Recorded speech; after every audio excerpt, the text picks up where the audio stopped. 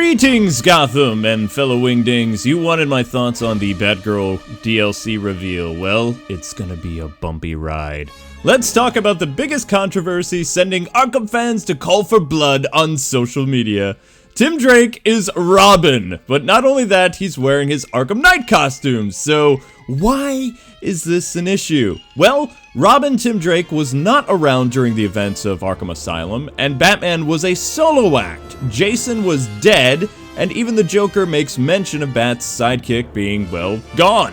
In the comics leading up to Arkham City that were made canon by DC Comics and Rocksteady, Robin is Tim Drake, but he's known as the new kid on the block.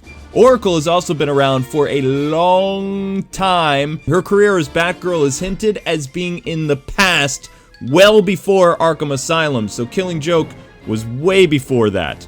In City, Tim is an impetuous youngster that is still in high school. Also, Batman tells him to leave the city, and, he's very protective of the young boy after what happened to Jason Todd. Also, prior to this game, Robin roughed up Harley in Arkham City, before Wayne was captured in the comics that were made canon.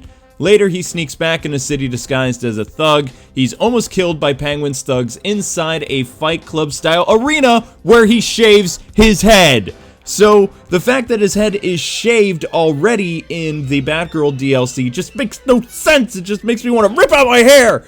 Back in the Batcave, though, during the whole city thing, Alfred chews out Tim, and Oracle calls her boyfriend at the time, Dick Grayson, to babysit, so Nightwing's called in to watch over Tim and gives him vigorous VR training and a lecture. He also calls him the new guy and kind of jokes around with him a lot. You can also see kind of the brotherly connection. Though somehow Tim sneaks off and saves Batman from ninjas that you saw in-game.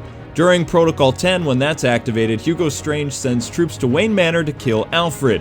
Both Dick and Tim save Alfred, and the manor is safe, which is something similar that happened in the Nightwing Wayne Manor DLC for Arkham City. Now then, just so everybody knows, Arkham City is 1 year after the events of Arkham Asylum, which would make that Tim's year 1. During the events of Arkham Knight, and prior to that, in the prequel comics that again are canon to the Arkham Knight game, Tim has been Robin for 2 years, yet is still having to do tons of training, and he's not trusted by Batman. This also takes place 9 months after the Joker's death. Nightwing in the Arkham Knight game refers to Tim as the new guy, especially after it's been several years since Jason has been supposedly dead. He's also unfazed that Tim and Babs are being together, yet rushes from Bloodhaven, which is several hours away, to rescue Oracle. So, how did Matter of Family screw up already when it hasn't even released? Take all that rich history from the Arkham comics that you've been buying, take them, tear them up, crumple them up, and just throw them away because they no longer matter whatsoever. They are completely meaningless. It makes no sense. Stop giving WB and DC extra money to try to make sense of some type of story.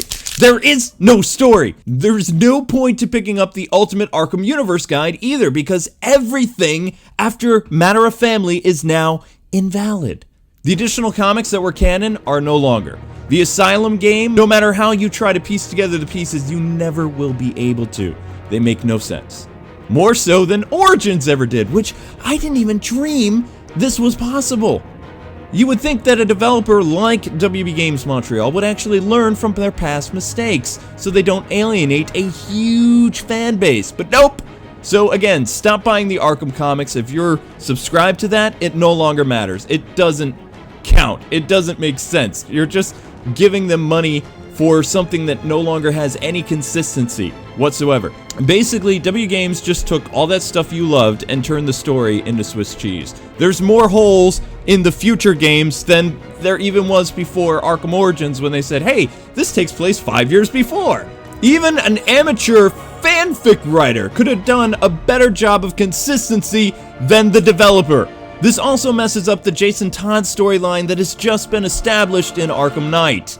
The only way the story for these games can be remotely salvaged is, one, at the end they need to rush into the climax with the Killing Joke, with Joker crippling Barbara Gordon. You also need to make some type of verbal mention either by thugs or Batgirl, or Tim Drake, or the Joker that this Robin is brand new. Also, Joker has to taunt or mention about killing the previous Robin and be surprised about seeing a new Robin like he was in Arkham City. Brave enough to come here and pick a fight. What? Didn't I kill you already? No? Well, there's always time, right? Ladies and gentlemen, put your hands together for Robin! So, I mean, all that is now, it doesn't matter. So, they need to also explain something that happened to Jason being missing, and of course, you know, Tim being rushed in as the new Robin. My advice to fans is you're gonna have to play with different skins, and play the games solely for their gameplay. You have to look at each title now as a separate universe, like Earth 2 or the New 52. We're looking at a split timeline theory now in the Arkhamverse.